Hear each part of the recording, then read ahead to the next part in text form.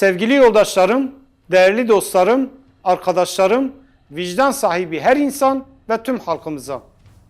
Bugün karanlığın en derin çukurlarından yükselen bir çığlıkla sesleniyoruz size.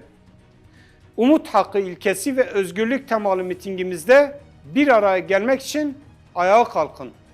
Bu sadece bir toplanma değil, bir halkın yok edilme tehdidi altında haykırdığı direnişle yazılmış bir manifestodur. Düşünün, bir halk kendi topraklarında IŞİD artıklarının kanlı elleriyle soykırıma uğratılıyor. Bebeklerin ağlayışları arasında kafalar koparılıyor.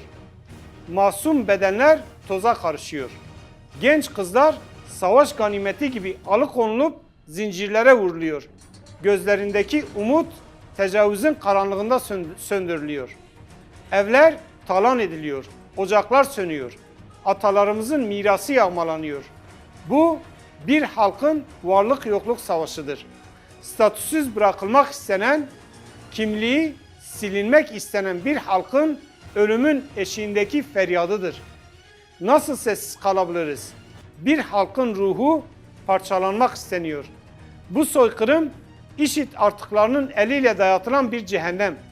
Varlık yokluk arasında sıkıştırılan bir halkın haykırışı bu. Direnin, kalkın, statüsüz bırakılmak istenen kimliğimizi, özgürlüğümüzü geri alalım.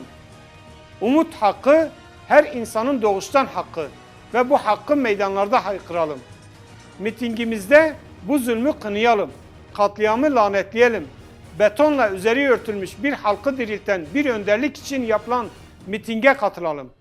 Şimdi seferberlik vakti. Her biriniz bu çağrıya kulak verin. Komşunuzu, akrabanızı, dostunuzu toplayın. Sokakları doldurun, meydanları inletelim. Umut hakkı ilkesi ve özgürlük için birleşelim. Bu miting bir başlangıç. Umut hakkı için bir haykırış. Soykırıma karşı duruş, katliama karşı demokratik duruş. Statüsüzlüğe karşı mücadeledir. Gelin birlikte haykıralım.